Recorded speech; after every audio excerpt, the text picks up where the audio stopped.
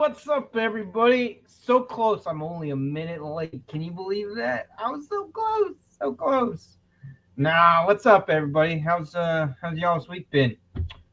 Let's see, Marco. We got Marco in the house. Bloominati. What up? What up? Must be the crown. What's he talking about? From Marco. Marco. Still late. Yeah. I know. There's Joe. What up, Joe? How you doing, bud? How's everybody's week been? Anybody buy some new knives? Get some new carries? I tell you what, I got in. I, I'll wait for a couple more people, but let's give everybody a few more minutes. The week was pretty good this week. I got some swimming in a couple of days. Spent a couple of days with the missus was off of work, so we had some not so wonderful quality time together. Now it is all right. She's all good. She's all good. Celebrated my stepson's birthday was the 11th yesterday, so we went out for sushi last night. That was what he wanted to do, which is also what my other son wanted to do was eat sushi for dinner. I had not. That was I eat sushi, but I don't like eating it a lot. It's kind of for me. It's got to be like every once in a blue moon. Like I'm good with eating sushi only once a year. After that, I like sushi. There are certain things that I really do enjoy from a sushi place. I don't like anything that's raw. It has to be cooked or steamed to a certain amount so that I'm not eating something that's totally raw. And I don't like tuna. I am not a fan of tuna. Cannot stand tuna. So, because of those reasons, I tend to not eat sushi very often. But we did go out last night, and it had been a while. It had been several years since I've had sushi, so it was kind of nice. It was kind of nice. I did enjoy what I got,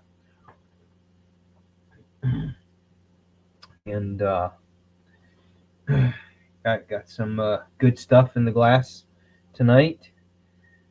Put just a splash of Coke into it because what I got's 100 proof, and for the sake of not paying attention and ending up making some funny faces, I didn't need anybody Marco screenshotting me and making a meme out of my goofy ass face expressions.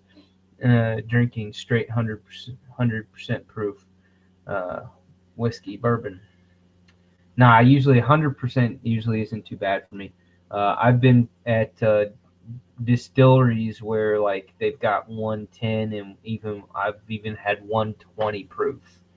Talk about something that's a little bit of a challenge to swallow. Whew. 120 proof is nuts. And that shit's like straight. It's clear as day and fucking strong as hell. Yeah, 120 proof is nuts. I don't know if any of y'all have ever had 120 proof, but it's something. That's for damn sure.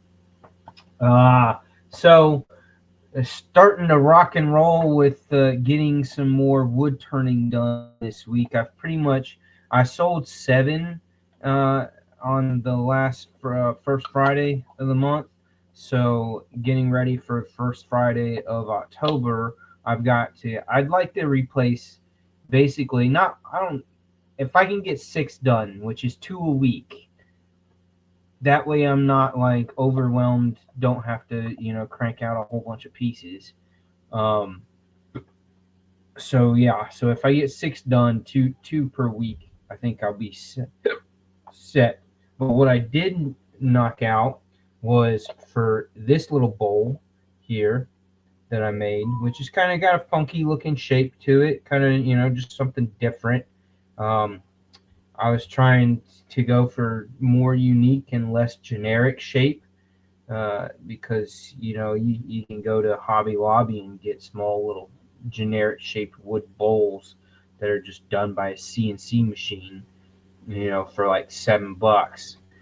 And for asking for $12 for this, I wanted something that was, you know, more original, right? But I figured since this one didn't sell, that I would make a lid for it to kind of, up its value, and I'm going to bump it up the price to 15 since I added the lid. So yeah, just made a nice little lid, and it's not a friction fitting lid. I did that with another one that I made. This one kind of just rests there. It kind of sits in a groove because it's tapered, and then that groove is in there. So it rests in there nicely. It's just a resting lid, and it's got a nice little topper to it that I made. So yeah. So what do y'all think about that? Adding a lid should absolutely add value to it and maybe spark the sale. But here's another one that I made, and this is the matchup that I like to do when I make small little lidded boxes, is ones like this, where you have the dark walnut as the base, as the bowl, right? Beautiful little bowl. And then your lid is the light color with like a tapered uh, topper to it, and so you get this acorn effect. And I absolutely love that look. I love the acorn effect. Like it's so cool. I love the little acorn effect. So what do you guys think about this one? Nice little acorn effect. And this one is actually got the friction fitted, nice, good suctiony fit to it. So yeah, boom. Like when I pull it apart, you can hear the air. Yeah. So nice friction fitted lid, came out perfect. Got a nice little dark burnt accented ring right there around the bottom. Just a cool little acorn look. So yeah, I've when growing up, I always saw these acorn style small wood bowls that wood turners would make, and I was just like, I was always fascinated with acorn looks. So um, I've made like one or two, and was like, I'm gonna go back to making more of those because I like those.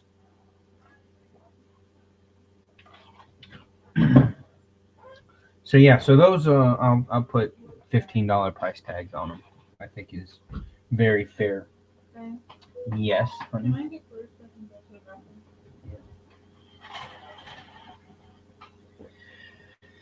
bathroom. Another thing that I picked up, uh, actually, it came in over the weekend, and yeah, I got a new baseball glove, new Rawlings baseball glove, and as you can see, it is wrapped with some couple of softballs in there to help get that perfect shape that I like for it, and I had no idea that they make and sell these special Velcro flexible wrap deals. So yeah, so they make these actual wraps that wrap around the glove so that you can put the balls in and wrap it up and store it like that to get that perfect shape. So real happy. My old glove was just totally worn out. I had had that thing for 22 years. 22 years. And it was pitiful. There was almost no padding in it. It was starting to hurt to play catch. So, yeah. It was time for a new glove. And that's kind of, I guess, my birthday present.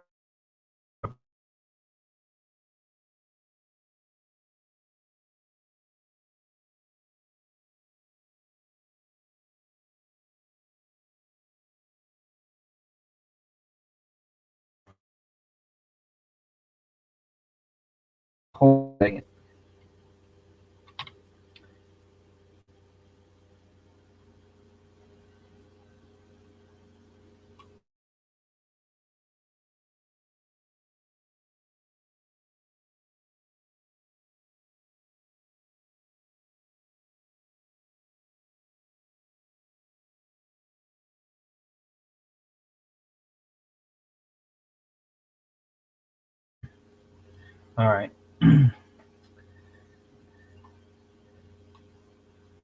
Still go to 54-year-old Wilson. You had a baseball mitt that's 54 years old? 54 years old? And it's still. You can still play catch with it? That's crazy. That's absolutely crazy.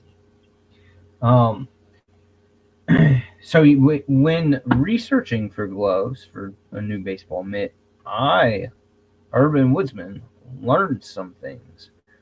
One, I had no idea that they made and sold these wrap things, so that was kind of cool that I found that out. Um, but the different, I mean, I knew that with baseball mitts that there's different levels of quality of gloves, but the actual technical details of all of that, I kind of just got caught up on. So that's, the different qualities of leather plus the different styles.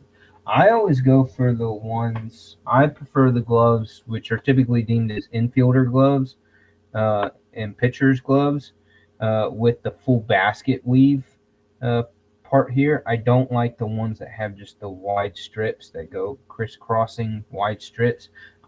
So many times I see players have with those gloves have the balls just go straight through them because they don't cinch them up tight enough and they don't break them in properly, and the balls end up just going straight through them. Hard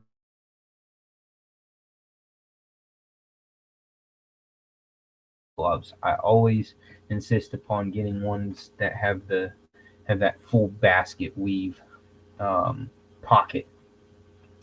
Can't stand the other ones. But then I also learned uh, that Rawlings is over. Let's see, they started. How old are they? They're ancient. Rawlings has been making baseball gloves for absolutely forever, and they are by vast majority. I think it was like 67% of MLB ball players choose and wear a Rawlings glove. Wilson comes in at number 2. Um,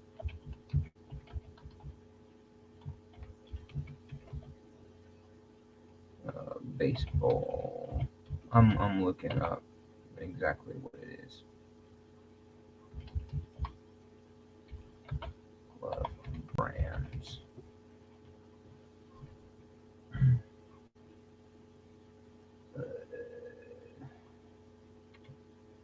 Let's see if there's the chart.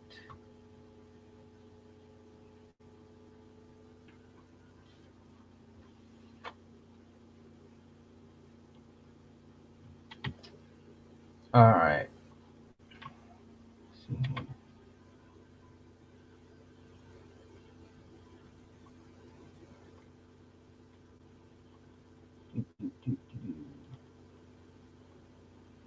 So here we go. So as of 2022, MLB starters, Rawlings, according to this chart here, from 2022, Rawlings 54%, Wilson 34%,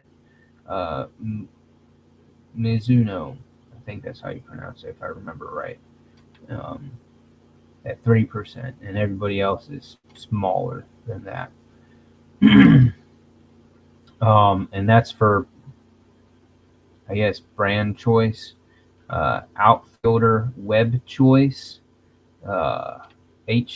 the H web, which is the one that I don't like, 79%, modded trap 5%, single post 7%, and trap 9%. Catcher brand choice, 70% of catchers go with Rawlings.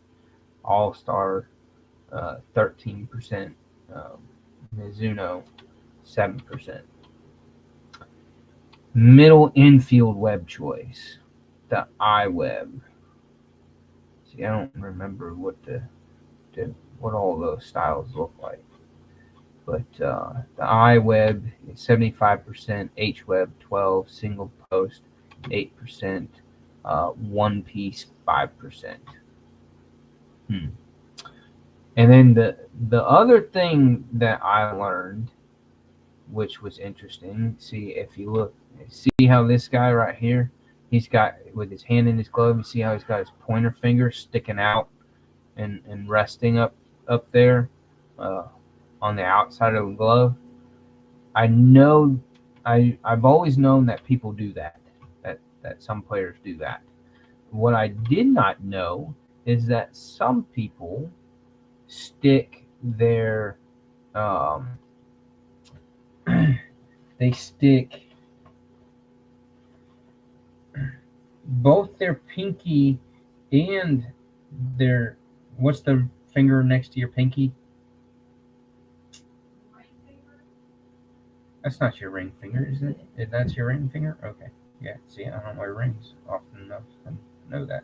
But yeah, so they stick those two fingers together in the pinky slot of the glove. So these two are in one slot, and then your middle finger and your pointer finger are in the other slots, and so then your pointer finger slot on the glove ends up being empty. Supposedly what that does, well, not supposedly, what it does, it actually does do it. It's pretty obvious to tell, but what that does is that allows that portion of the glove, which is right there where the pocket is, to be able to fold back and be deeper, so it creates a deeper pocket. So supposedly a crap ton of outfielders wear their gloves like that with those two fingers together in the pinky slot in order to create a deeper pocket, which helps them catch long fly balls better. Did not know that players did that was a thing. I grew up playing baseball. It was just every finger went in its perspective slot on the glove, and that was that. What up, Neil? How are you? Yeah. People have gotten hit straight, having that ball go straight through the glove and get hit in the face, break a tooth, black an eye, bust up a nose. Yeah, that's crazy that you have a 53-year-old glove. But yeah. So listen to this, everybody. Here's the story for today. A special story. It's something that happened just last night, I think it was. Was it last night or the night before? Last night. Last night was when you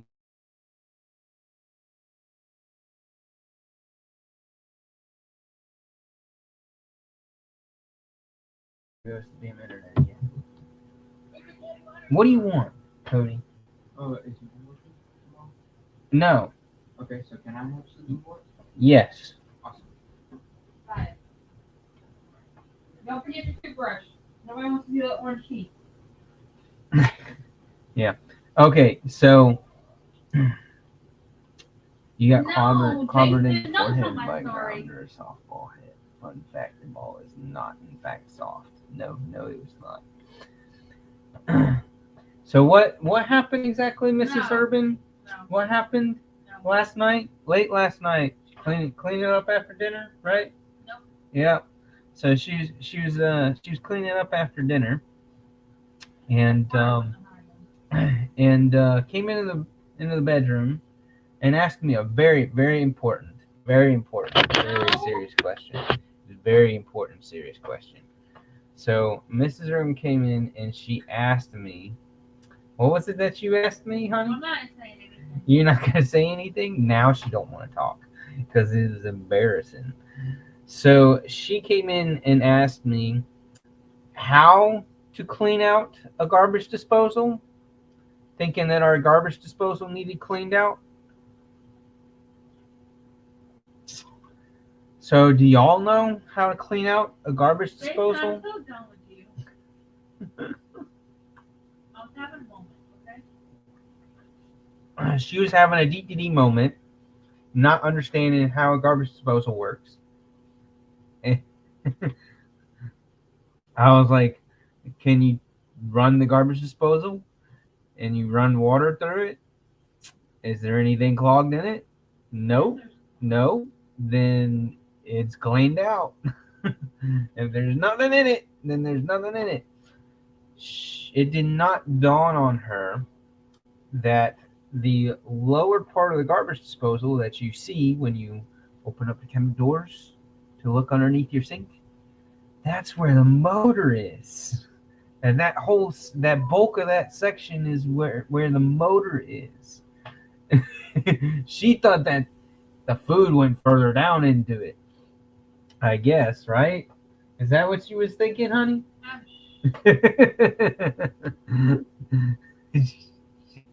she don't want to be embarrassed. So yeah. So I ended up having such a good laugh that I ended up getting the hiccup.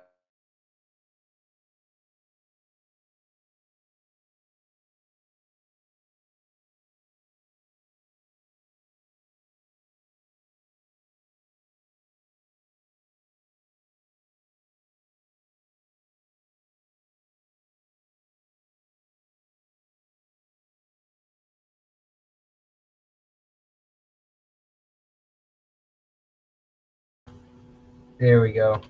Am I back? Y'all can see me again now.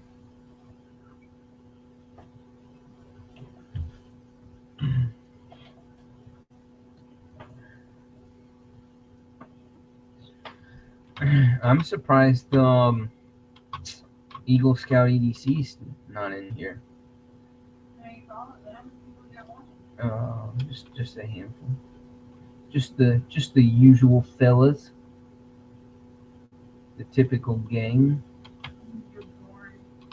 Because I'm boring. Well, you weren't boring. The story you provided me was not boring. I don't even know what people say to that. They've been polite. They're not saying nothing. Because they're probably afraid I'm lying.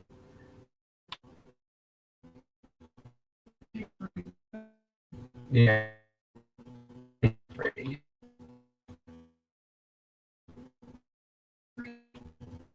I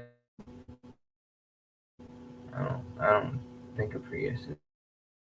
That one, they Mrs. Urban is still shopping for a new car or a used car for her daughter. 2013. 2013. Oh, 4500. It's old. All right, hush. I'm doing my life. Uh-huh. George don't realize that snoring. Nah, the Peter blocks that out. Y'all can't hear my dog snoring right now, can you? He's not loud enough. Let's look at new knives on White Mountain here. We got Rosecraft, no thank you. Get rid of those. Garbage. What's up with the itty bitty little nano shark? What? It's a 2 1/4 inch blade. Ost 10A, and they still want $100 for the thing. No, thank you. It don't even look like a good knife. Like the ergos do not look. No, sorry, can't do that. Can't do that. That's terrible. Look at those things. They're ugly. Now with the Concept Model 6 here, I like this knife in pretty much every way, except for the way they do the lanyard slot in the back. That I don't like. I don't like that. It just looks stupid. I don't know. What are y'all's opinions on that? Do y'all care for that? I like the Arctic Storm carbon fiber. That's cool.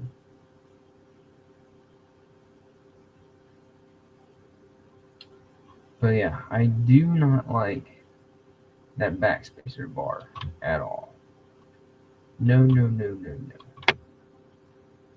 Do not like it.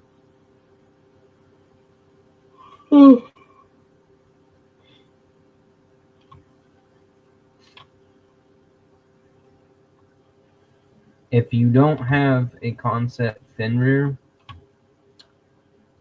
and you want one, the copper carbon fiber and all the copper accents on this sucker, even the studs on the crossbar lock. That's pretty sick.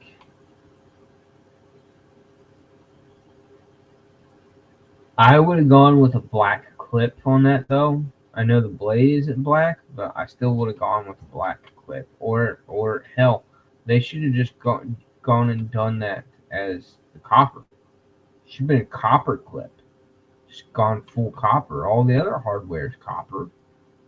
See, even the screws are copper. Why the hell didn't they do copper with the clip? They fudged up that one. For sure. What do y'all think of this sucker? I don't know about this. The blade shape is a little funky with the nose end of it. How do you say that? Nahal? No. Instead of U-Haul, it's Nahal.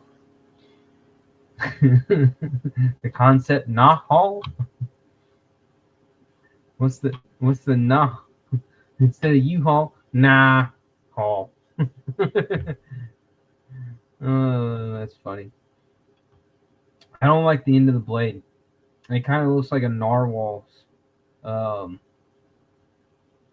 or not a narwhal, a beluga whale. Looks like the front end of a beluga whale. Just very snouty. I don't like the blade shape. I like everything else about it. I just don't like the blade shape.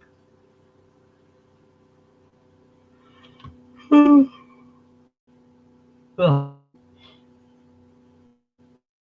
Funky blade shape. No, thank you. Let's go back.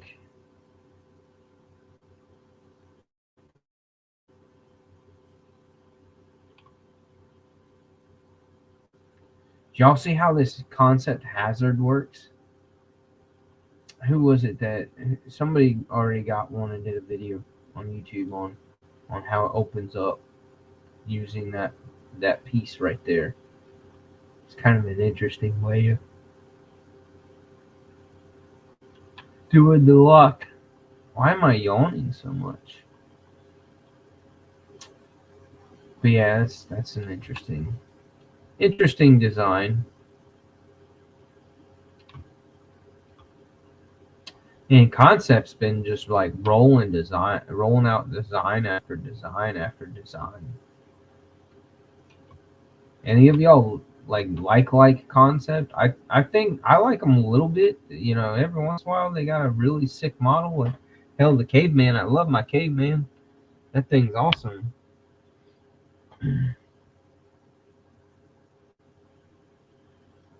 Here's one of these guys, gentleman carry style folder, hidden bolster lock. That's one of my favorite lock styles. I love the hidden bolster lock. And that clip being a true deep carry, fold over, mounted right on the top. One screw right on the top. I hope that's a T8. I'd be pissed if it's a T6. 20 CV, 178, minus 10%. That's a pretty slick knife.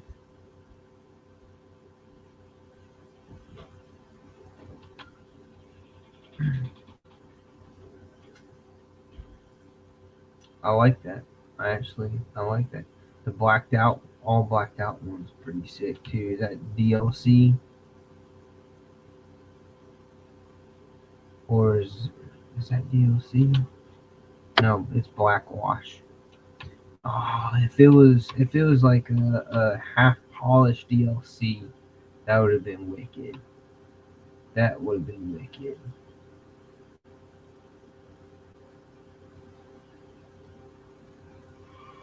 Oh, what y'all?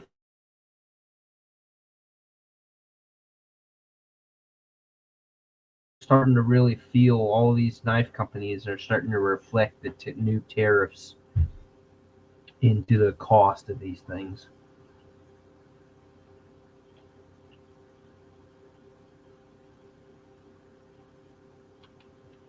I feel like they're priced about $25 too high. And I think that's just because of the tariffs. This thing is kind of cool. How do y'all feel about the blue being like a faded in and out blue? Like, instead of a rich solid blue, like they kind of like neon outline the clip with a little bit more darker of a blue around the clip there. That's just an interesting way of finishing that titanium.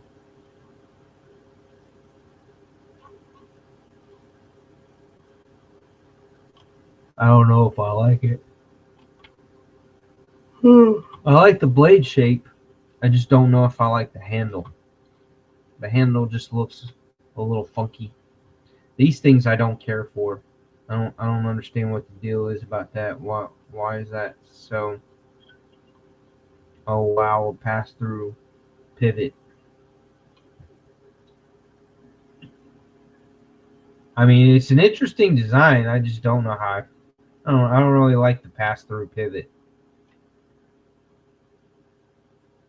and it makes the pivot collar area like really bulky, really wide.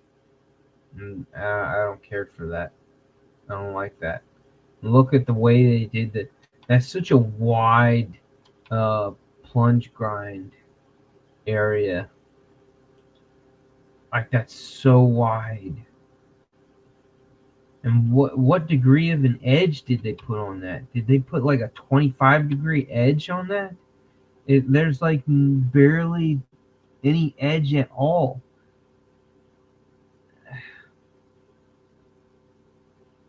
What were they thinking? No.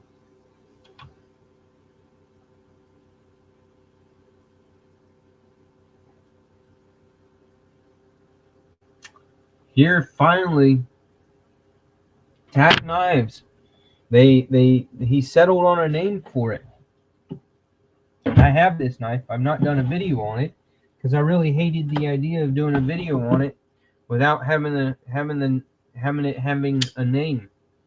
But yeah. So it's called the Intruder. That's what he went with, Intruder. But yeah, that is a sick knife. Again, I don't think it's. I know I didn't pay $289 for it. I paid, I think, like $240 at Blade Show. I forget. It was definitely not $280, $290. I totally forgot what he sold this thing to me.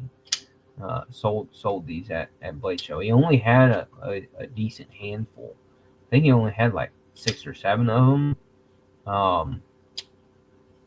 But yeah, they're sick. I absolutely love it. I love the tempered finish on the handle. Is just really, really cool. Just the hammered look to it, and a good stone wash on the blade. But yeah, I absolutely love this knife. So glad I picked one up at Blade Show. The best thing about it is the acoustics. Listen to it when it closes.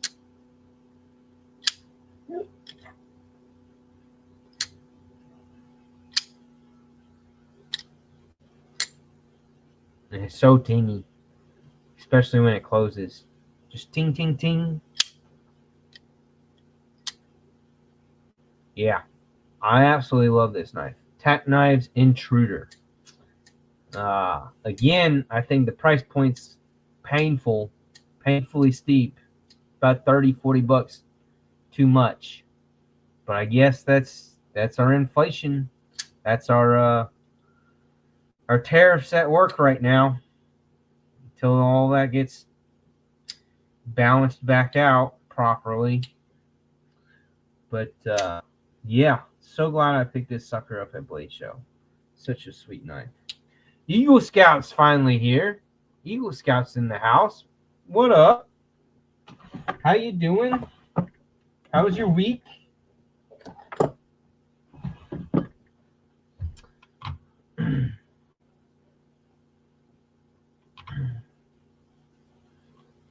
How's school going?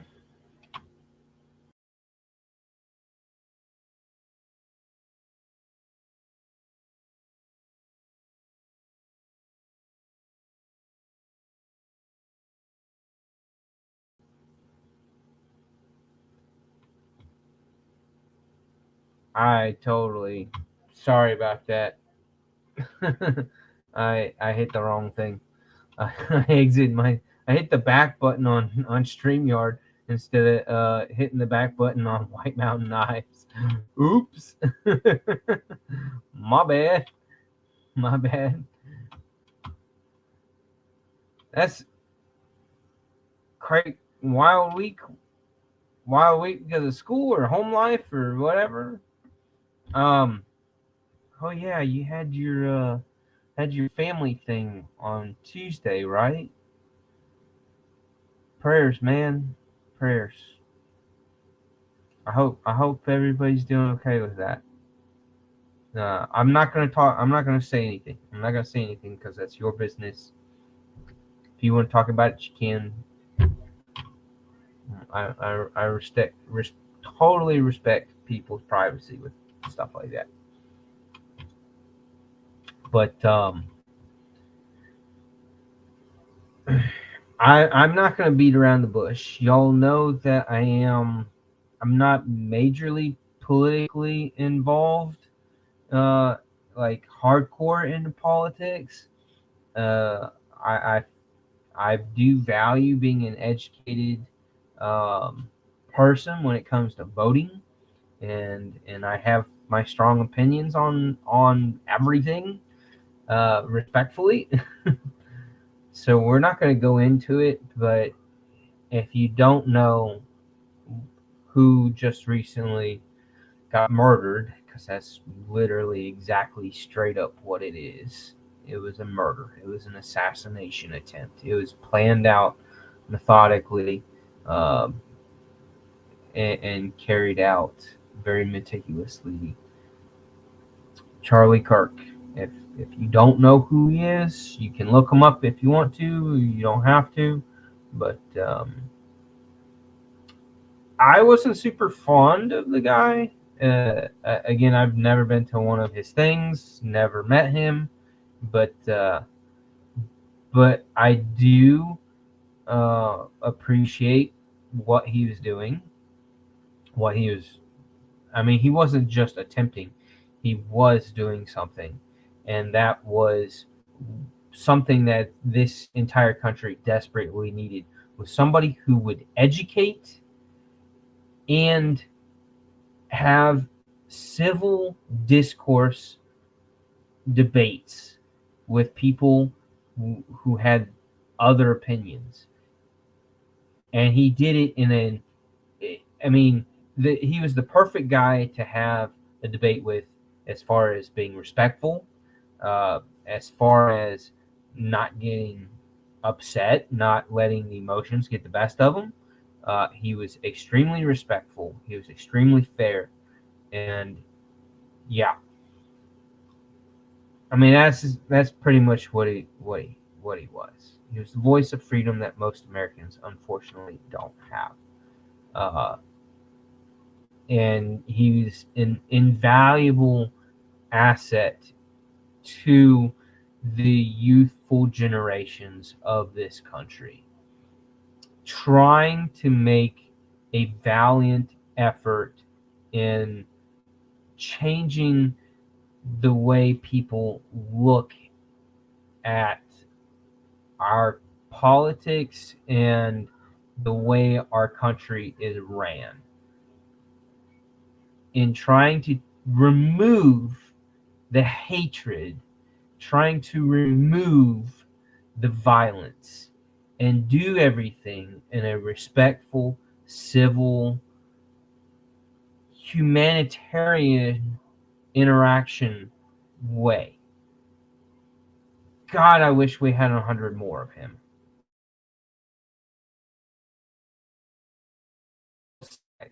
On both sides of the political spectrum. I wish there were at least a dozen like him that were conservative, and a dozen like him that are liberal democratic, to be able to respectfully, verbally face each other with facts and debate each other in a productive way, for all of Americans to be educated and to form educated opinions and vote in an educated way, and not be so, not stupid, but ignorant. And from fewer Americans, like, that was the best thing about him, in my opinion, was that he was aimed at removing ignorance from those who haven't learned, who don't know stuff.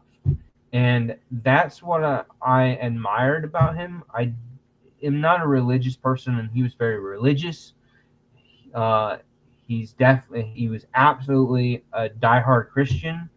I respect that 110%. That's just not how I am anymore. I used to kind of be growing up, but he was. There's nobody out there in this world right now that I think could step up and fill his shoes. That's how amazing of an individual he was. He cared. He cared in such a kind-hearted way, and absolutely did not deserve what happened. So I'm not going to say any more about that. We're going to move on. But yeah, over the last couple of days, yesterday and today, I've been a little emotionally worked up over it. Watching bits and pieces of the news, and trying to gather some of the facts of exactly what happened, and the fact that the shooter was turned in, and will receive punishment for what he did. It's unfortunate, because that's another young individual, a full life ahead of him. So not only was one person's life ended way too soon, rest in peace, Charlie Kirk, but this young man who did the deed, he's got no life ahead of him now. Totally done. His life is over as well. And that's a shame. We didn't lose just one really good person. We lost two people. And it's a setback for humanity and everything that Charlie was trying to do moving forward, and trying to bring people together, even though we have different opinions. The whole thing really, it hurts. It sucks. It really sucks. Yeah. I agreed with a lot of things he said. Not everything, but a lot of things. And I comprehended where he was coming from with his arguments.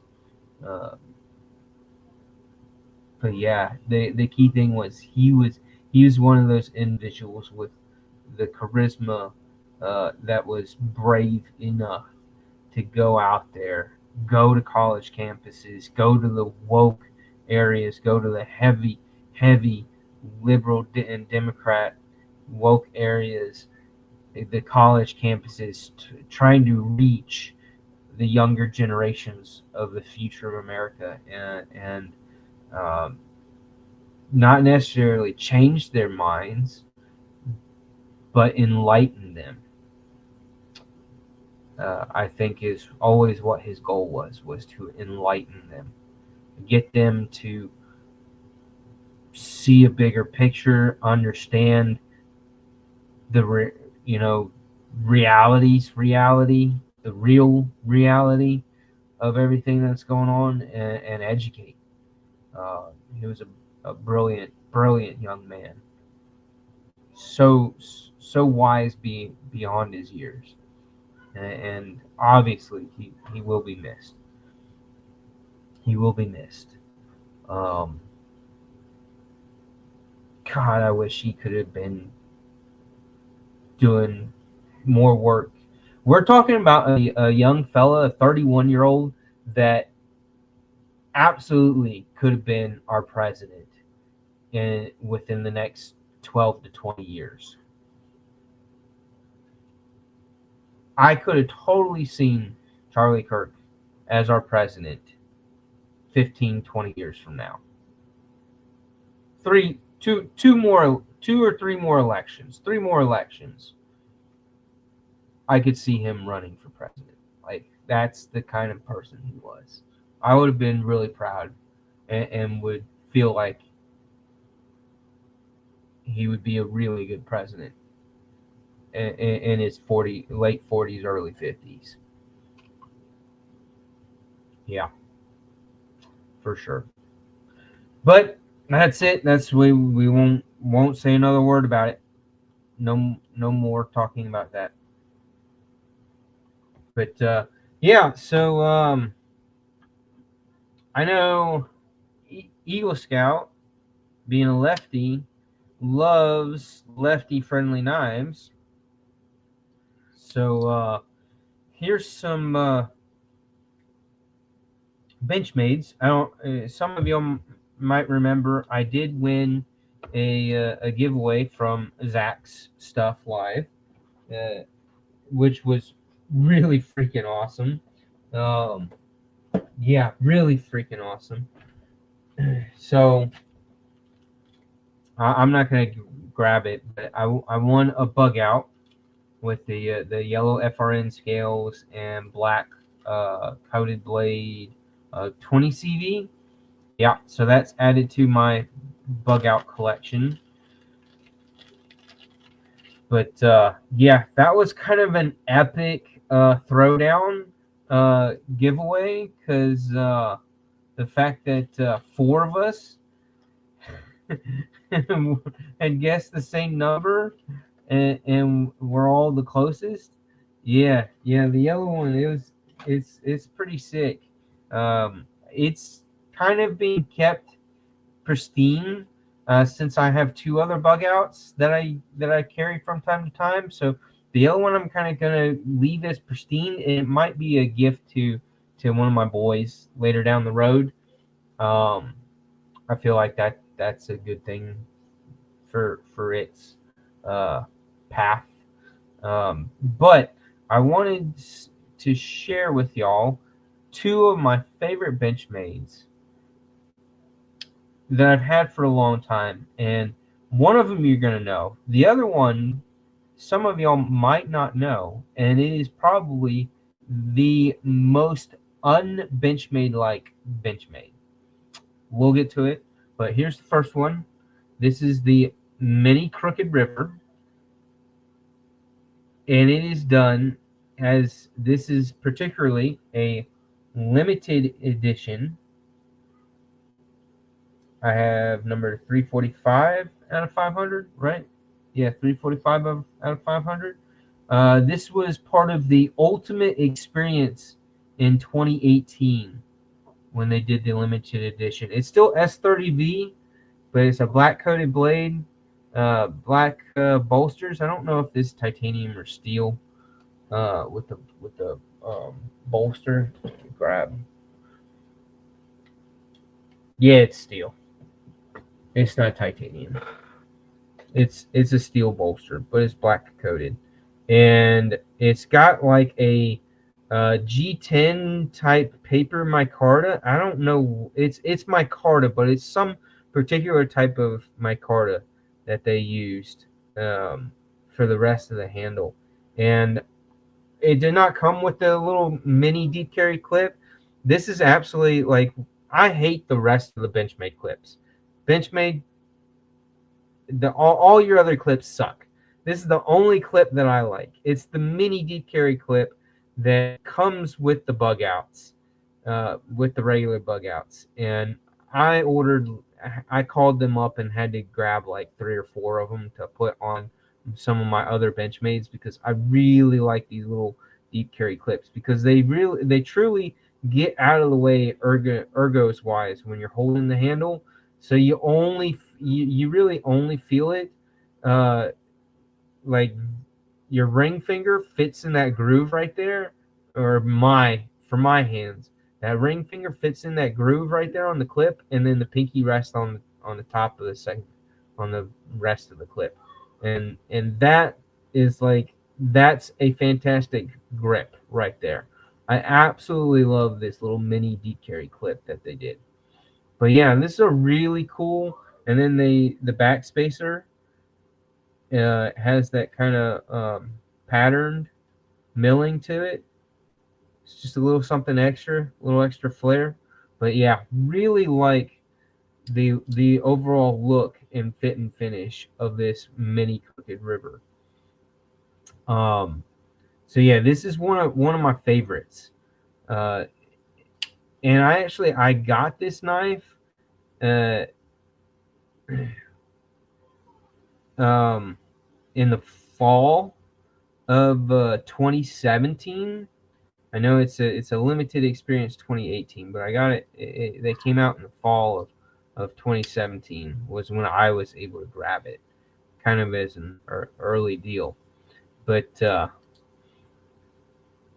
this I carried in my pocket on my wedding day with Mrs. Urban. So it kind of, I chose this knife as the knife that I was going to have in my pocket when I got married during our wedding ceremony.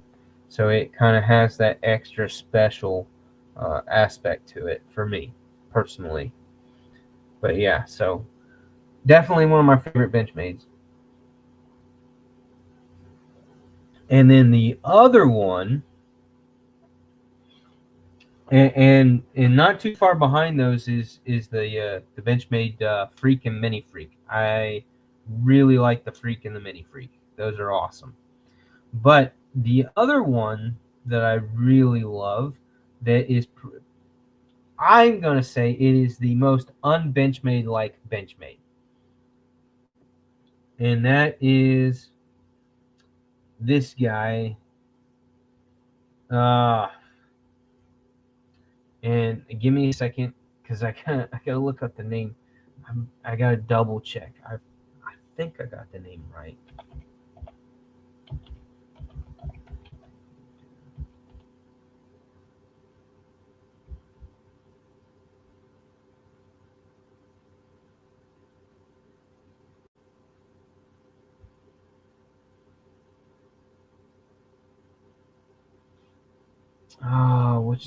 What's the name? Now I'm second guessing myself. I don't remember exactly what the name is of it.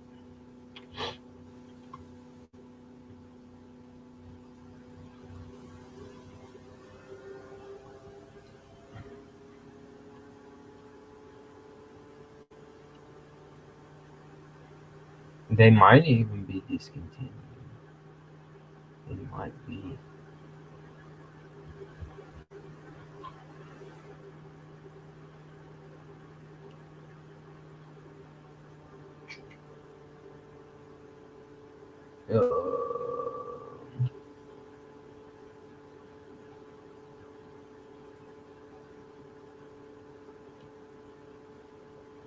Where are you? Where are you? Why can't I find you?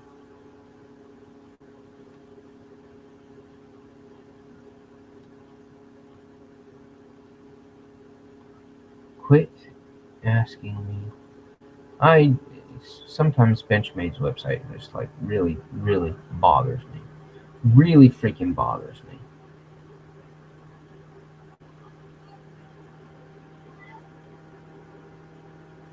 Mm.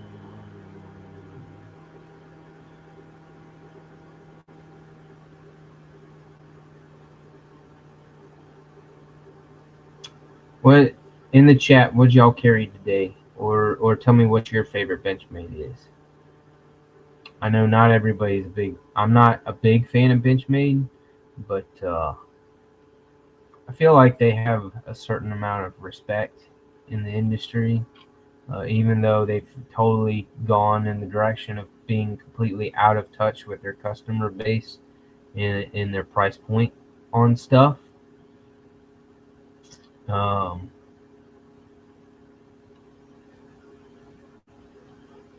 Narrows is probably the worst thing that they could have ever done. Mainly because that was kind of the first of the beginning of throwing out knives priced at a price point that makes absolutely no fucking sense.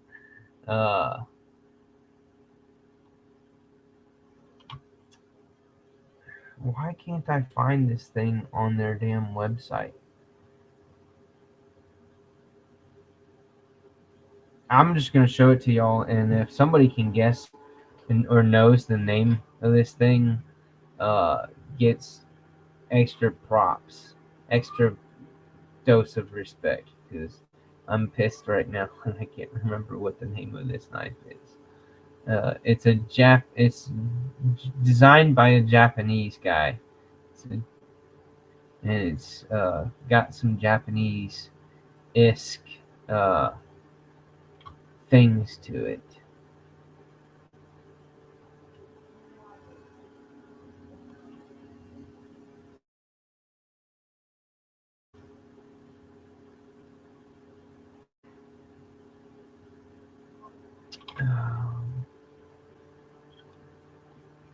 But it's this guy right here. I thought it started with an S.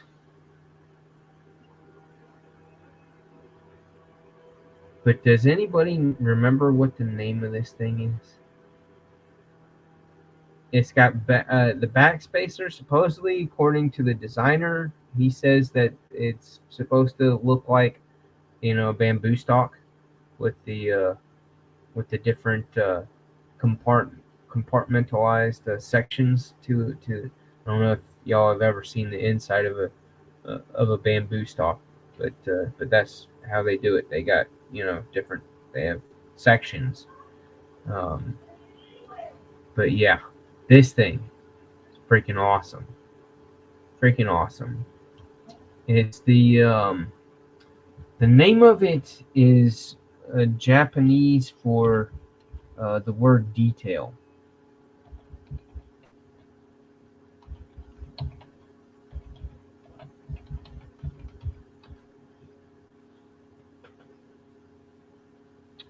Well, that's not right. Google, you suck.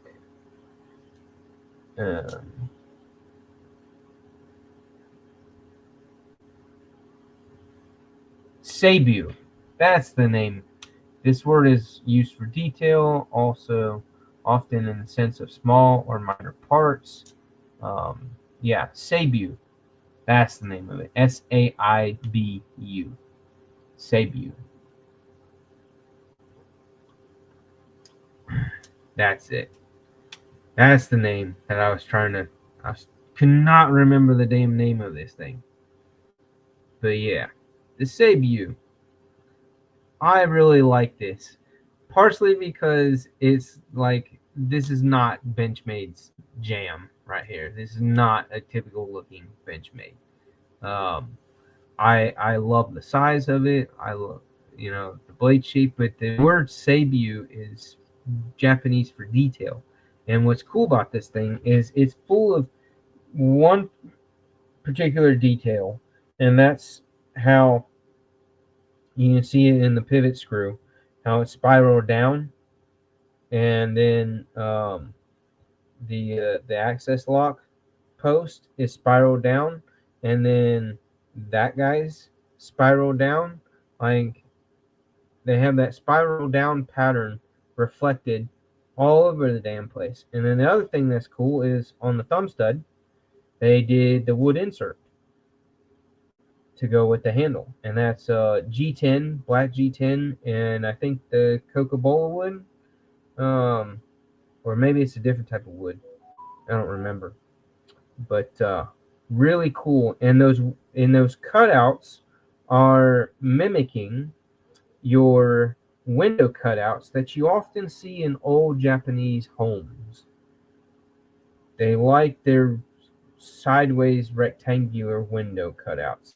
So you know how like a lot of windows have narrow cutouts, narrow windows like this? Well, the Japanese prefer to do their windows like this historically. So yeah, just a really cool knife that has all those little tiny details, and it actually came with that deep carry pocket clip as well. But yeah, I really like this knife. It's really just like classy, gentleman-esque, and like for Benchmade, it's the most non-Benchmade looking Benchmade in my opinion. But yeah, I really love the Seibu. And that's funny. It's interesting because for the most part, I don't like knives with a bunch of holes in the handles. Just about every other knife that I own does not have holes in the handles because I don't care for holes in the handles. But I really love the look of this knife when it's open, at least. When it's closed and you see the blade inside all those holes, I like it less like that. I don't care for handles with holes in them, but when it's open and knowing the history that's put into the design, to me that's just really cool. Because I guess I'm I'm a history buff. I like history, and so that's just neat and interesting facts.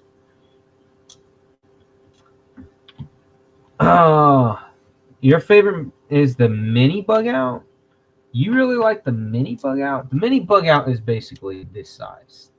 Well, it's about halfway between this size and the full size bug out.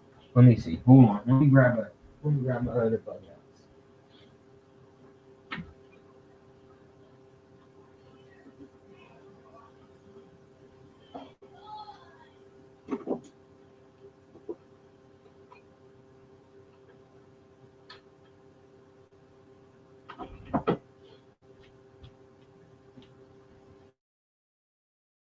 Again, I get away,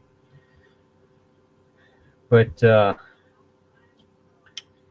here's this bug out. This is the blue one that normally comes with a blue handle, and I got some aftermarket scales. These are kind of like a dark teal green, like a really dark teal green, almost a forest green color, because I dyed them that way. But yeah, that's my Carta with that particular pattern and nice and grippy. I really like the grippiness that those scales add to it. So here's the Seibu size wise. Yeah, so the Seibu is definitely like the size of the mini bug out. I don't have a mini bug out. Don't care to own a mini bug out. But yeah, love these scales. I don't like on the bug outs. I don't like the stock scales because I don't like that flex that happens when you squeeze them right here. I don't like that flex. That's kind of it's a turn off. It's a turn off. PP goes small when that happens. But here's the other bug out that has the the powdered blade, and normally comes with the what is in FRN or a like the green scales, and I swapped those out for some copper scales, and look at how patina this copper is. Isn't that nuts how dark that copper has gotten? It's like the Statue of freaking Liberty. Yeah, that sucker got dark.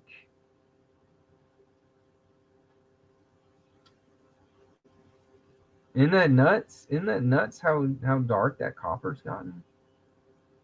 But yeah, this is my and I got some kind of a stained spot on it right here from something right there. But yeah, it's definitely freaking patinaed and evenly patinaed. But yeah, you can tell I've definitely used this sucker. You can see the scratches right there. But yeah, these are my bug outs.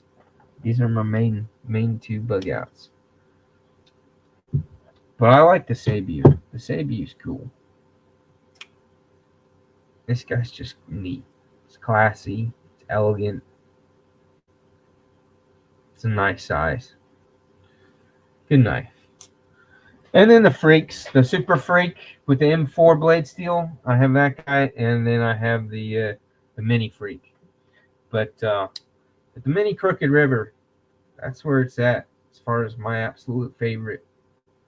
It's this guy right here. Really like this guy. Oh.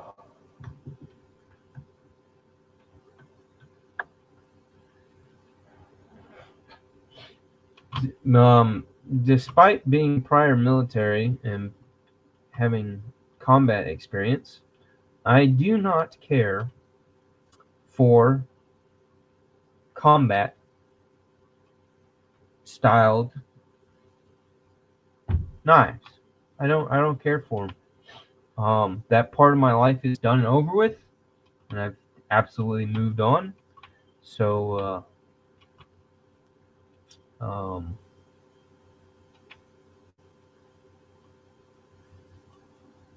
yeah, don't care for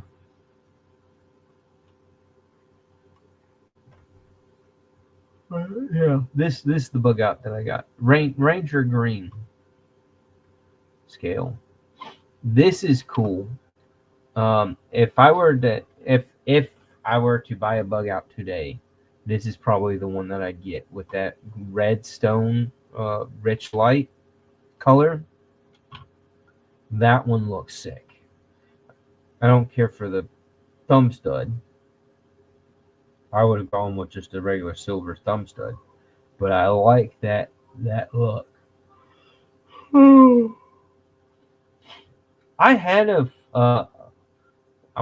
was it a mini or a full size? I want to say I had a full size Griptilian. I didn't like the bulkiness of the handle at the time, and I've had a Barrage. Didn't care for the handle at all. Just didn't like the way the handle was done at all. That's another sick matchup right here for the Crooked River. Burnt copper and black micarta, and that black wash blade. That's sick. They got it in the mini too. Those are new. What blade steel are they throwing up with that one? Where'd my whiskey go?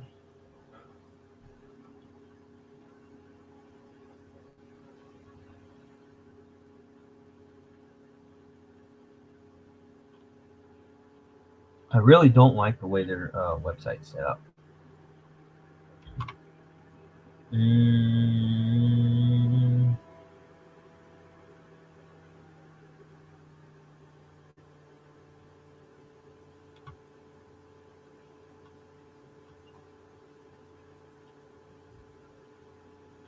Quit asking me for shit. Oh man. If I wanted another mini Crooked River, that's the one I would get right there. The blue looks pretty cool too. The blue looks pretty cool. But I like the rusted look of that burnt copper and the black micarta. That's nasty. 3.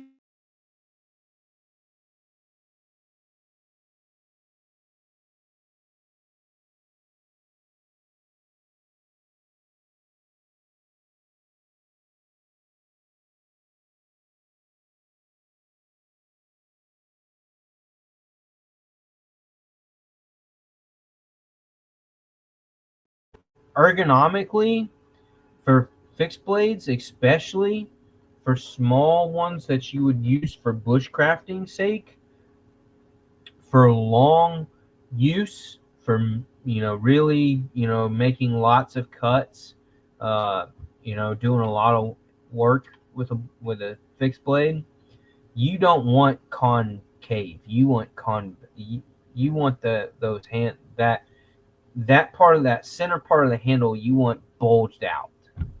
You want that sucker nice and thick in the middle of your palm, middle section of your palm. Not done like that. They royally ruined that. Like it's fine if that's what your EDC fixed blade is, if that's in an urban setting, but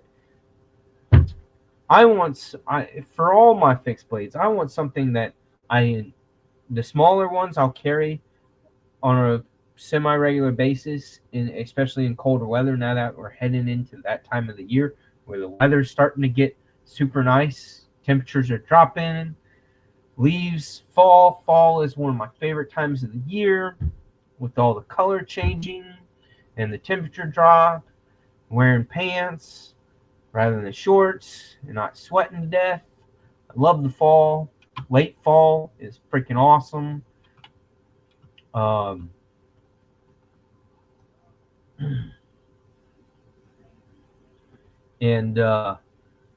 But yeah, my fixed blades, I want something that I'll carry in an urban setting as well as be an awesome workhorse of a tool when I'm camping or backpacking and doing a little bit of light bushcraft type stuff that I do when I go backpacking and camping. Yeah, they messed that up. Totally wrong in the way they did the handle. That Osborne and the denim micarta. I kind of wish. I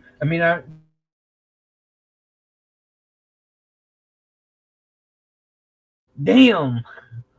I had an Osborne. I got a 940 long ass time ago with with the aluminum, with the dark green aluminum handle and the purple accents with the backspacer or whatever, or liners or whatever.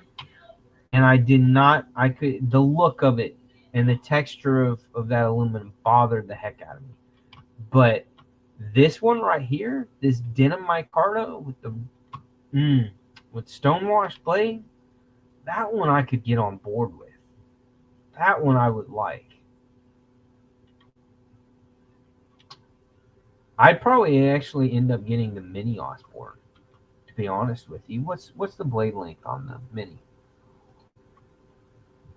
Maybe not. I don't remember. It's been so long. And then they got the bronzed clip on it too. Oh, I don't like that clip though. I didn't have to get a bronze mini clip, maybe a Lynch clip. View specifications.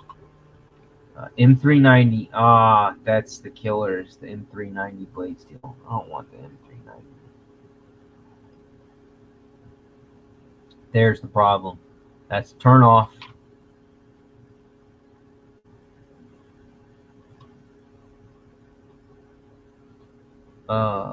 Blade length 2.92. And then what's the full size? 2.92 for the mini, which is a good size. But what is the size of a regular? That's the mini. Was it 3.2 inch? Was it 3.25 inch for the full size? 3.4. 3.4 inch. Yeah, no, I'd have to go full size. Why did they do M390 though? They should have done a Magna Cut blade on that. That would have been perfect if they had done a Magna Cut blade. Why the hell didn't they do a Magna Cut blade? Dumbasses. I don't like the PSK blade. The blade looks like they stubbed it, like they made it too short. And then I don't like these cutouts. I don't like the milled cutouts on the blade. Like, that's just pointless. Totally pointless. Not usable. Doesn't look cool. Totally pointless. A lot of people like the 710. A lot of people love that they brought that back. It's got just the slightest bit of recurve blade edge. And I'm not a big fan of recurves, especially when you don't do a a standard recurve is good, but when you do it like it's such a light, such a soft recurve, then it's like, why'd you even bother? Because when I sharpen it, I'm gonna want to just flatten it out.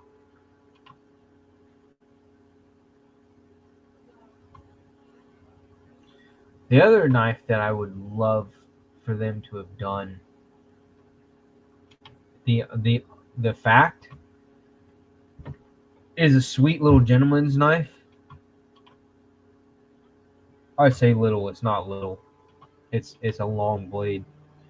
But they made the auto with the perfect matchup, the carbon fiber and the steel stone washed handle. Love the look of that. Great look to it. But it's an automatic, and it's got a almost 4-inch blade. Yeah, 3.95 inches. That's a long, slender blade to have as an automatic, as an out the side. Too long of a blade for an OTF. Well, not an OTF, an OT. OTS, out the side. Yeah, OTS. Too long of a blade for an OTS. Auto.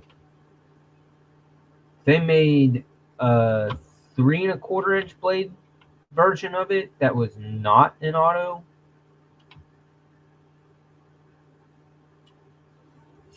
I'd be all over it. I'd probably have to get one. Like, I would love that as a nice little gentleman's slender pocket knife, but nope, 4 inches is a little too much for an out the side auto.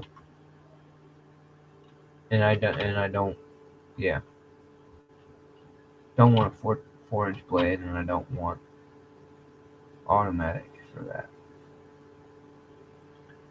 But yeah, what else is let's see, if you click on bestsellers on their website, which ones do they list as the bestsellers? The custom bug outs, okay. Custom mini bug outs. What are the bug outs? Custom Griptilian, alright. Custom Osborne. Yep. And then the Adira. I hate those. Ugh. Makes me want to puke. Yeah.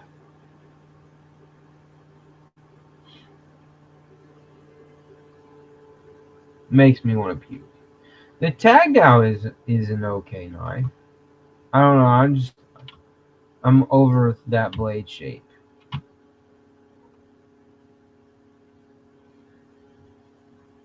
And then the Auto Fact is on there. That's part of their best sellers list. That's a good kitchen knife.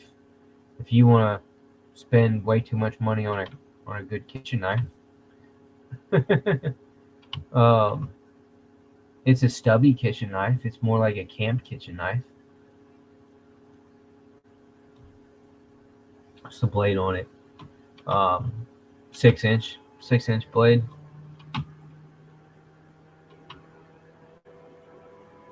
Custom station knife.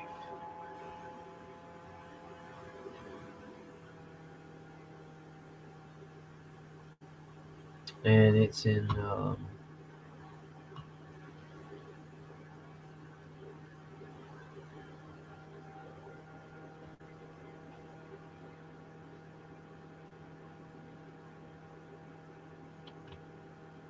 what's the blade steel?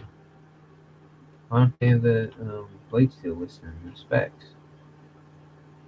Yeah.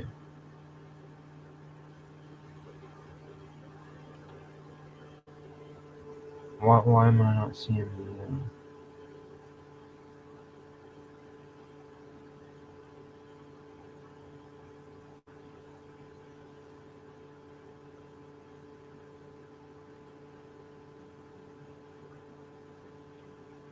Oh, it's 154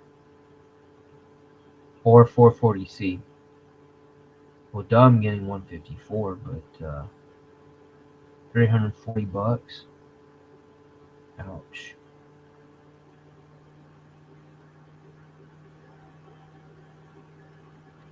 All right, well, I'm done with Benchmade. That's enough Benchmade. I don't want to feel like I'm turning into Zack Snipes. What's my favorite whiskey for sipping? All right. Eagle Scout. He's just started. I can go down this rabbit hole for fucking days, man. For days, I can go down the rabbit hole of bourbons and whiskeys. Oh, I love bourbons and whiskeys. Anyways, so for everyday type sipping, like non-special occasion, inexpensive, absolutely cannot go wrong with Bird Dog. Cannot go wrong with Bird Dog. Why? Because one, Bird Dog is inexpensive. Two, it's a solid whiskey. And three, they got a gazillion different flavors. You go to your local alcohol store, and you go down the aisle, whiskey aisle, and see Bird Dog. You're gonna see probably about somewhere between 6 and 9 different flavors. There's so many freaking flavors. Buy 2 of them, mix them, do whatever. You cannot go wrong with Bird Dog. Any one of their flavors, they're all freaking good. They're all good. So yeah, for everyday type stuff, sipping, Bird Dog, bar none. I do have some other favorites. I have for when I want a good whiskey, paired with a meal or with a cigar. There are ones that I gravitate to, and I can make a list for you and send you a list if you're really interested in Eagle Scout. I know you're not quite 21 yet, but if you're drinking at home.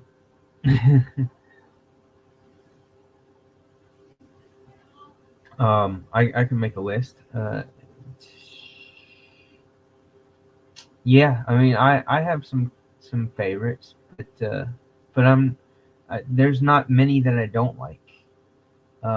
There are certain Kentucky whiskeys that have a rougher bite to them when you swallow, and I try to stay away from those. I prefer a smoother bourbon. But yeah, Bird Dog for inexpensive everyday. You can enjoy some flavors to them. Usually when I buy a bottle of of flavored bird dog. The Mrs. Urban likes the salted caramel flavored whiskey. So bird dog does good with that. Old Smoky, which is Tennessee, made in Tennessee. They are very much like bird dog. They're priced a couple dollars more than bird dog is for theirs, but they're really good as well. Again, for being under 25 or right around $25 a bottle. Bird dog's usually closer to $20 a bottle, depending on what flavor you get. But the cookie dough one. If you love cookie dough ice cream, I love cookie dough ice cream. The bird dog cookie dough flavored whiskey is sweet. I really like that one. If I'm going for something that has some sweet little flavor to it. But yes, Woodford Reserve is really good. Now, if you are a peanut butter lover,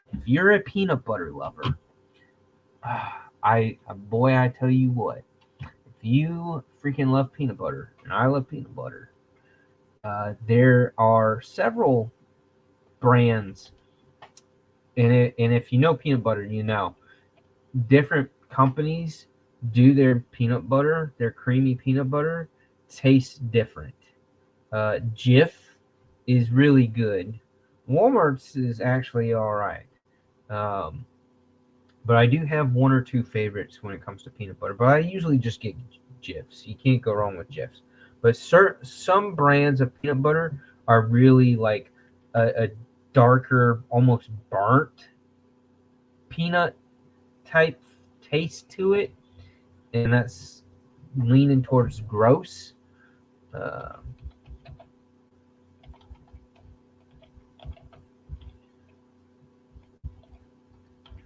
Let me, because I'm not thinking off the top of my head. But yeah, so if you go to any typical website that lists some of your best bourbons that are under $100, Woodford's definitely going to be on there. 1792 is going to be on there. They're pretty good. Wild Turkey, the rare breed, is really good. They're top shelf. Stag. I'm not a big fan of Stag, but a lot of people like Stag. Elijah Craig, small batch. They're 1783 small batch. It's barrel proof.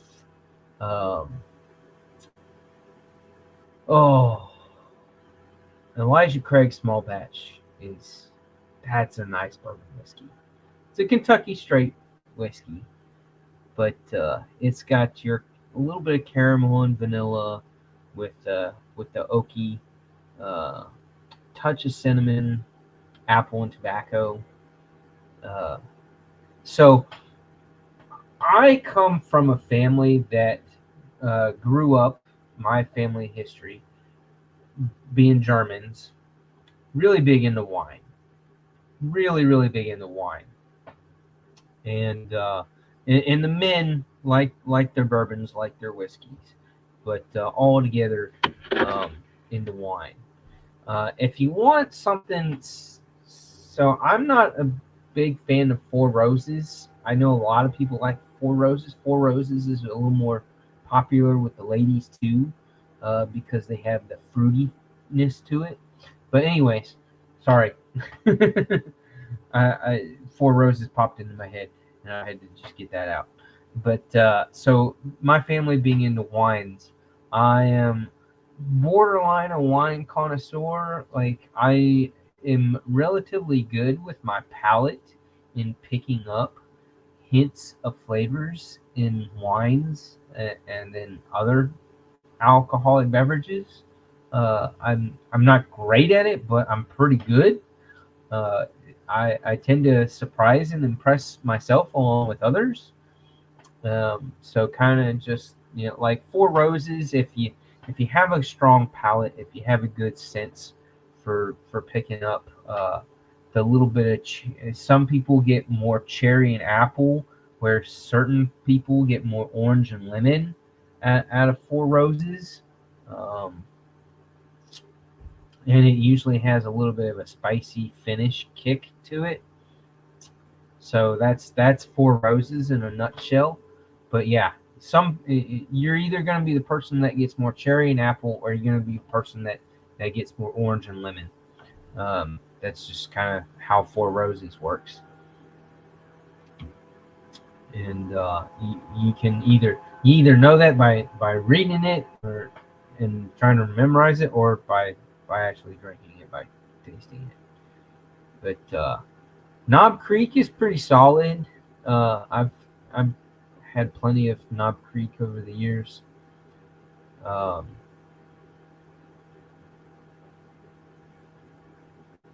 Again, I like to gravitate towards Woodford.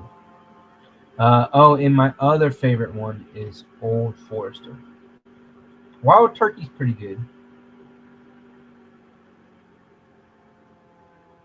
But yeah, I do like Old Forester. And anything that is just about anything that's a small batch or has been aged longer is definitely going to be better.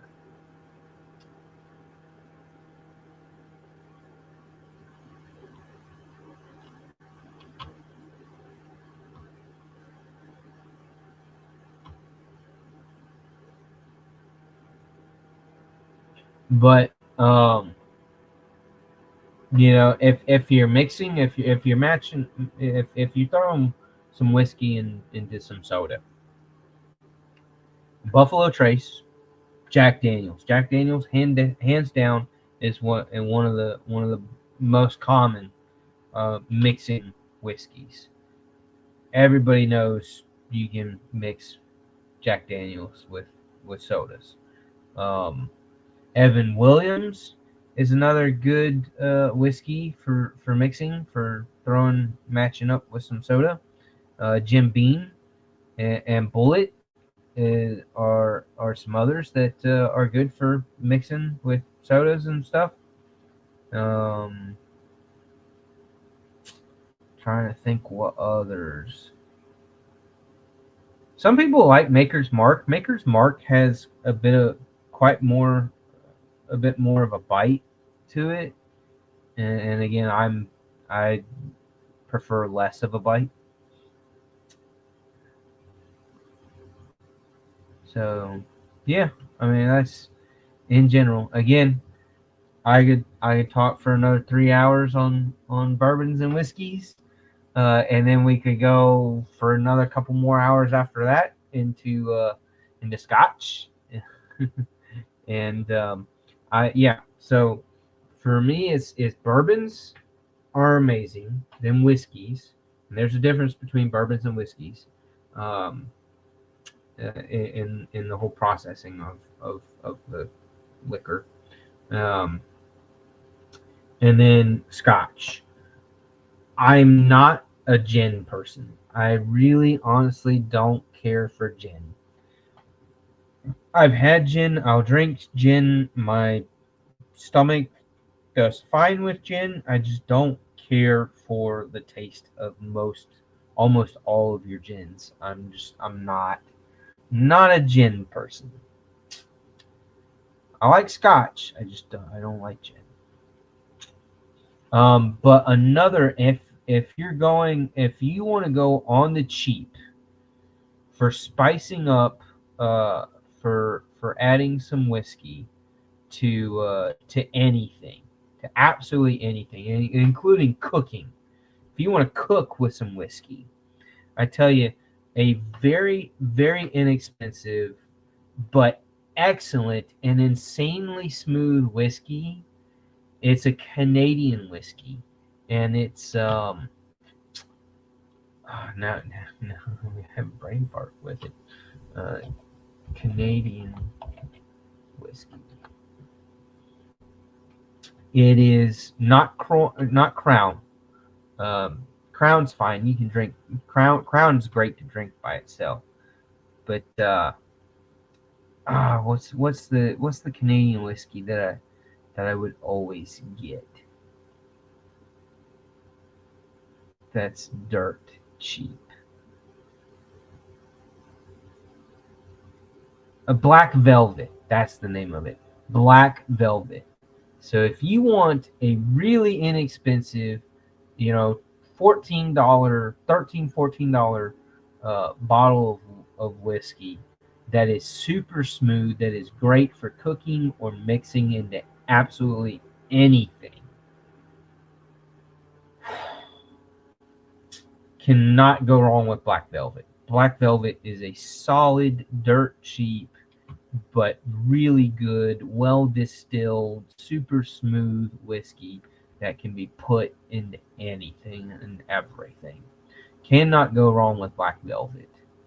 I absolutely swear by Black Velvet for cooking and mixing with anything. But yeah. Rums. I love rum. I am all about your dark rums. I don't like your light rums. I like your dark rums. Yeah. I like some rum.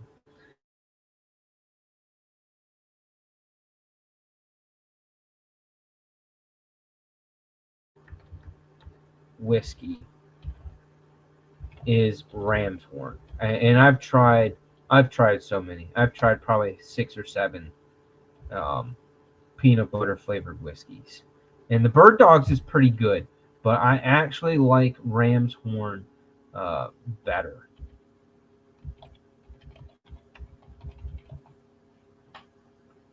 And they are not hard to find in the store. They literally have it's Ram's Point. Sorry, not Ram's Horn. Ram's Point. Let me share so that you know what you're looking for. It's that one. It's the one. It's got the ram. It's a diamond white emblem, and it says Ram's Point with the ram on there, plain as day. They're what are they, like $16 to $18 now? Anywhere from $17 to $20 for their basic Ram's Point peanut butter whiskey. Out of all the handfuls of peanut butter whiskeys I've tried, for the money, Ram's Point's got the right one. It's sweet without being too sweet. It's got just a little bit of smoke to it. It is not burnt. Some of them, I can't remember which one is awful. There's one of them that's just awful that I tried. That again, just like some of your jars of peanut butter, like the peanut butter tastes so freaking burnt, and it's terrible. Like, burnt peanut butter is almost worse than burnt popcorn. If you've ever had burnt popcorn, it'll make you sick, right? Well, burnt peanut butter is almost just as bad. Like, it's gross. It's really gross. I cannot stand burnt peanut butter flavor. It sucks. You like Screwball? It's whatever. It's whatever. But here, let me look up. I don't get rum very often.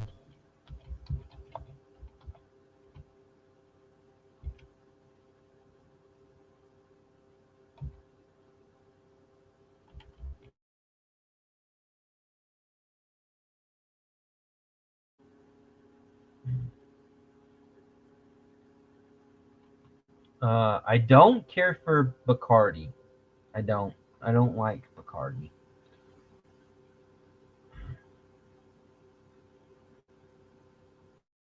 Um, and again, for rum, I don't like light colored rum. I like your dark colored rum.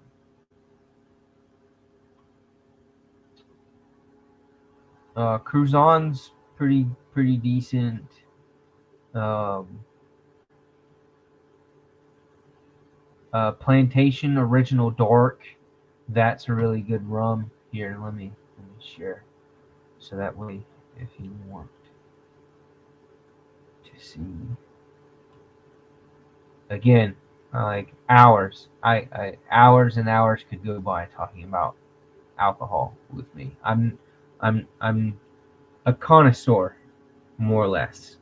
Uh, I love to try because I can't get drunk because I have this stupid liver problem. I have a hypermetabolic liver. That it's a liver that's basically functioning like it's on steroids. It just processes everything way too damn fast, and I don't get to enjoy a buzz long enough to be worth drinking large amounts of alcohol. It's just totally pointless for me because of my goddamn liver. Most of the time, I hate it. Um, but yeah, so like drinking for me, alcohol for me, like I don't drink a lot, but I love to try everything because I'm always looking for flavors. I'm big on flavors. So yeah, this Plantation Original Dark is really good, and they're under $30, I believe, from what I remember.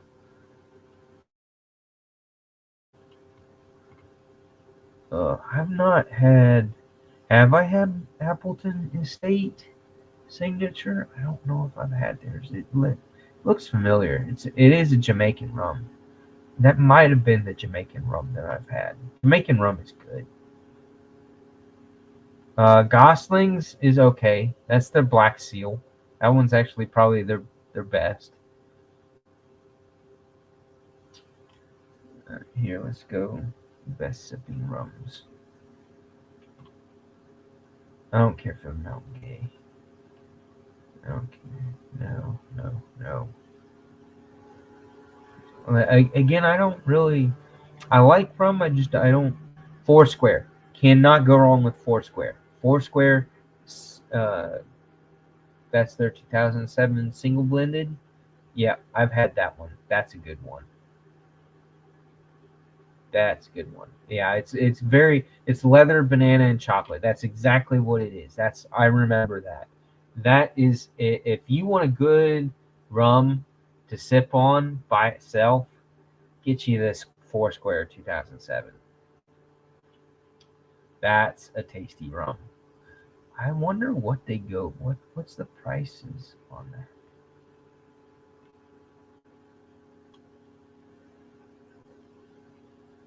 And of course, their link is not.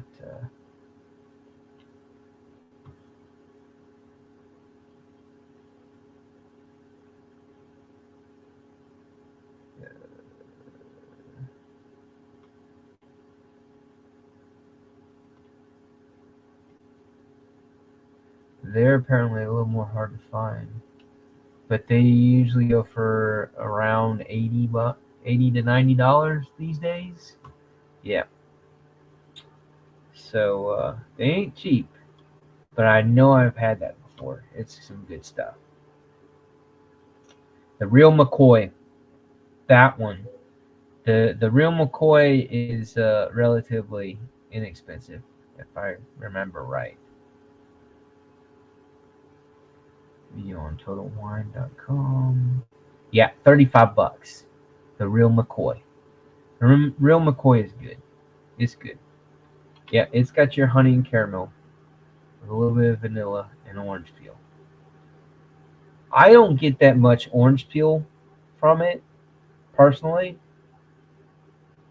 I get the oak and caramel flavor with a little bit of sweet vanilla. I really don't. My palate doesn't pick up so much on the orange. And I say that because I think that the toasted caramel from the oak and the caramel kind of overpowers that orange peel, to where I don't notice it. But yeah, the real McCoy is really good. And it's aged 5 years, aged for 5 years, which is pretty good in bourbon barrels.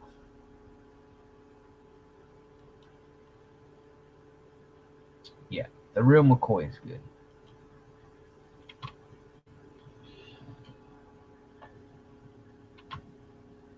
You say that, but you'd be surprised what's not in your local big liquor store. But there's Bluminati's Jim, Jack, Crown, Parrot Bay, Captain Morgan are only booze I've tried. Bluminati, you need to expand, brother. You need to expand. You need to experiment, explore, learn, experience some other stuff, dude. You like pineapple rum? Yeah. Hold on a second.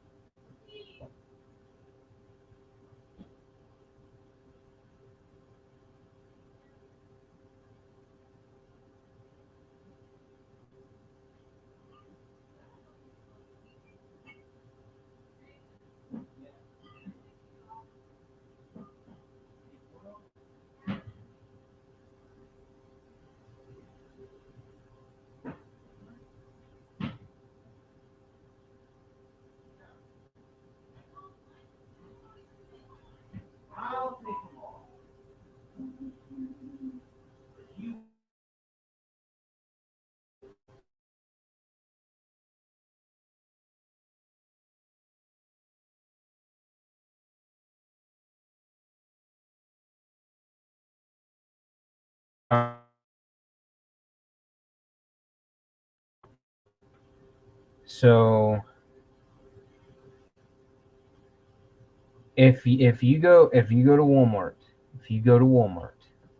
everybody needs to do this. Everybody needs to do this.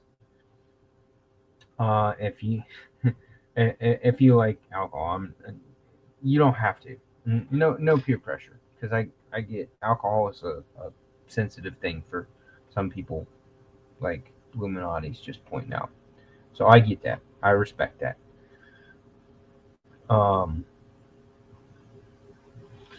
But if you go to Walmart and you get the Edwards pies, or their Edwards pies is just inexpensive, but if you get any key lime pie, if you like pies, if you like key lime pies, get a key lime pie.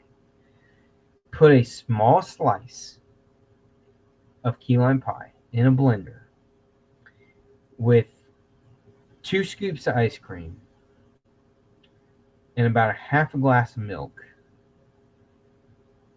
And this right here, Blue Chair Bay Key Lime Rum Cream. And blend that all up. Hot damn, is that an awesome treat. If you like pies, if you like key lime. I love pies. Key lime is definitely one of my pies that I love. And if you mix you just need a thin slice of key lime pie. Thin slice. Mixed with a couple of scoops of vanilla ice cream. Home style vanilla, preferably. Do not do the vanilla bean. It ruins it if you use the vanilla bean. Just a couple of scoops of either regular plain vanilla or the home style vanilla ice cream. With this and a couple of splashes of milk. The milk helps keep it down from being too sweet. Otherwise, everything will overpower in sweetness. So that's what the milk is there for.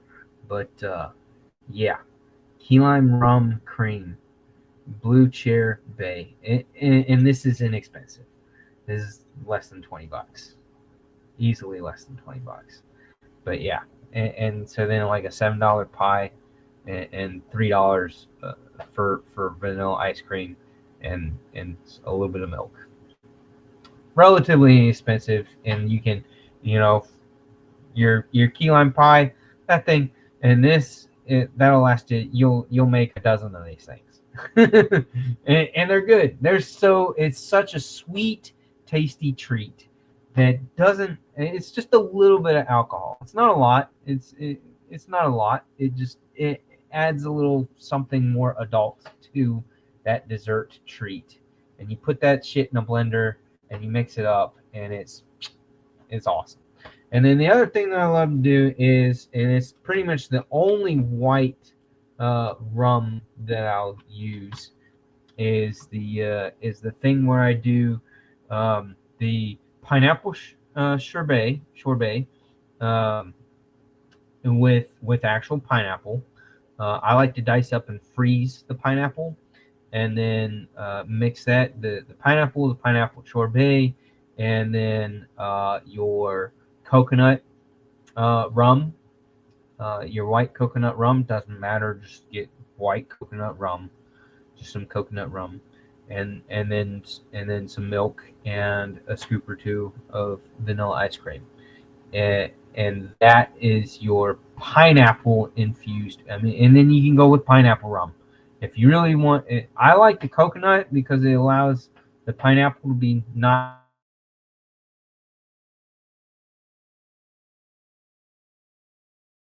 being too acidic. Because have you ever had like a crap ton of pineapple and then your tongue's all funky and like the acidity is just it gets to be too much. So that's why I go with the coconut rum rather than the pineapple rum, just from my experience. But yeah, so the pineapple rum ordeal and the key lime rum ordeal, those are my they're more of a summer thing. That's what I rock during the summer, um, and we're kind of getting away from that, so a little bit late. But yeah, those are my summer jams as far as tasty treats that have a little bit of alcohol tossed into them. But yeah, yeah, tornadoes.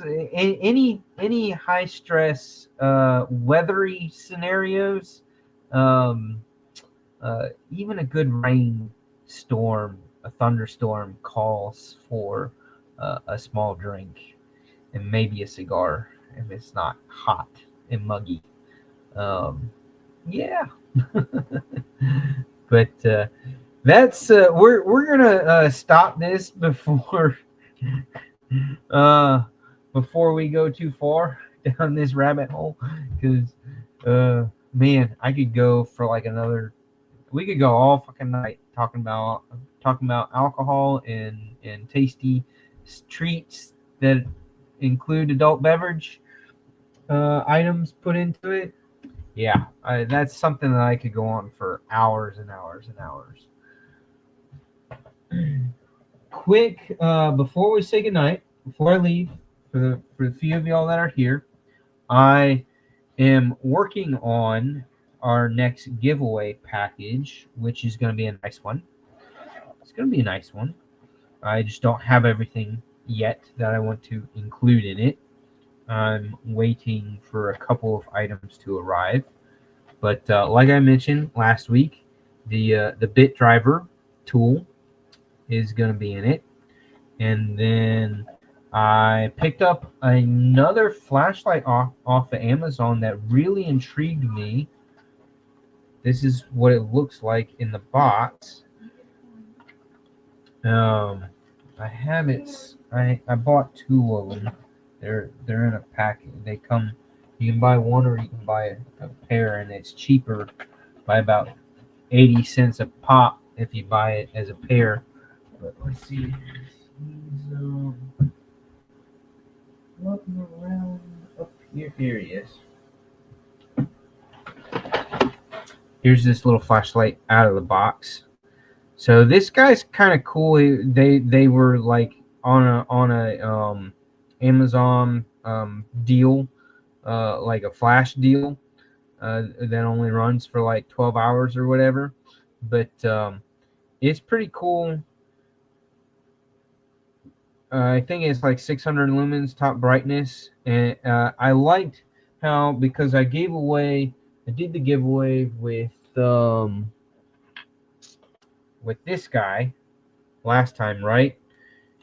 And this guy is awesome in all of its glory, in having the swivel head, right, and the alarm, and all the freaking funky light settings. Sorry, I blinded y'all there.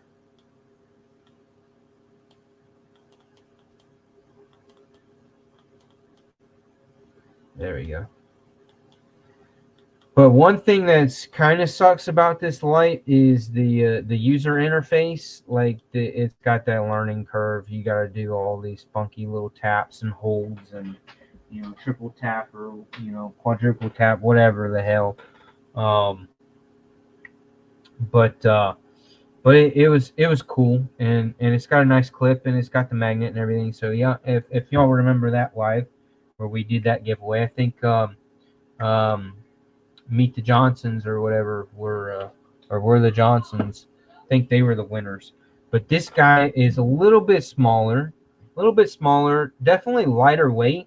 It still has the magnet on the bottom, but it's got a very simple user interface. You hold it and it turns on the sideways light, and then it goes to red, and then red flashing, which is cool.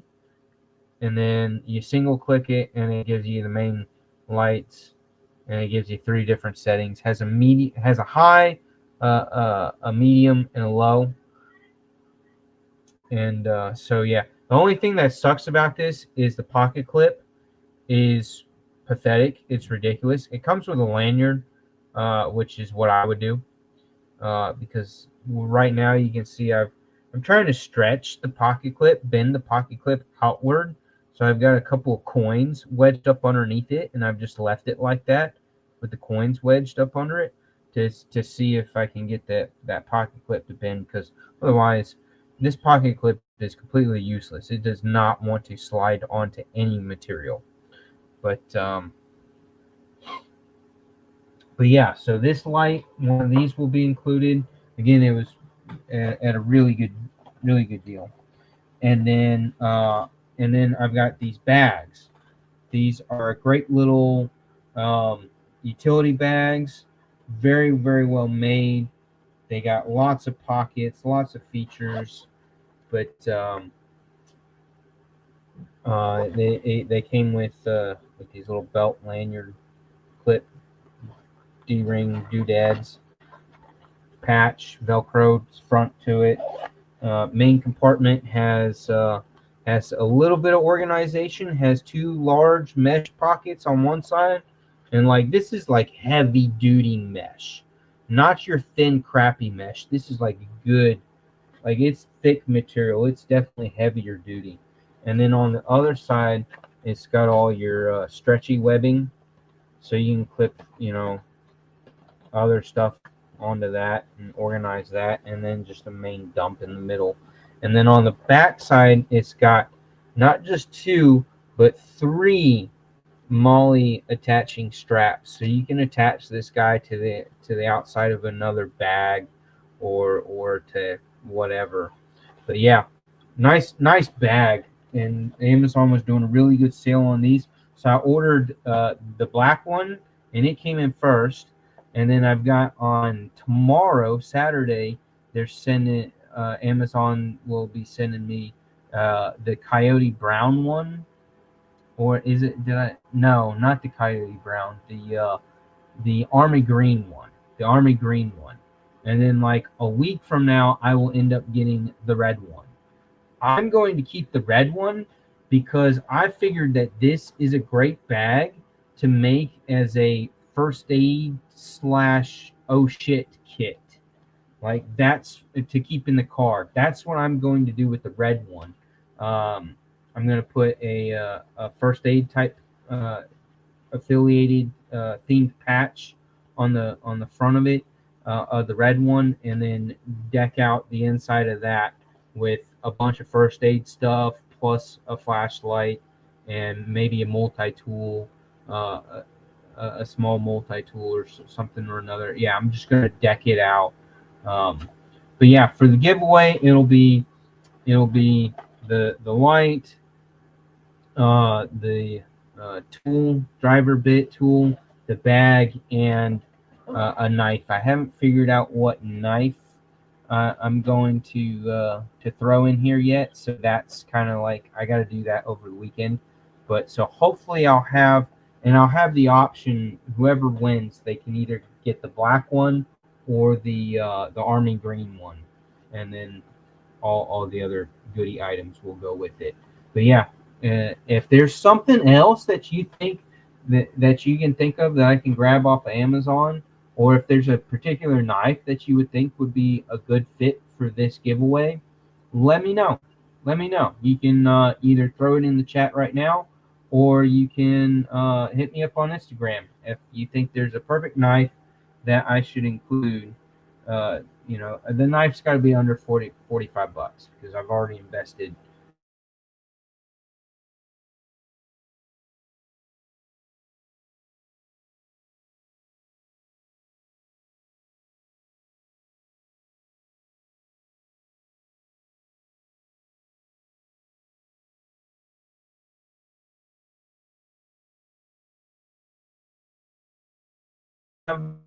Well, I will. I'll have that set up for next Friday. So next Friday we'll do that giveaway, and that'll be fun.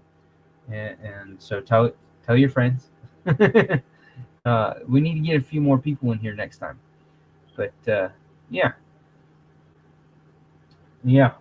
So let me know. Let me know what knife you think I should throw in there as a giveaway. Might be a penguin. Maybe I should get a penguin. I know Eagle Scout would love another penguin. Can never have enough penguins, right? But yeah, we'll call that a day.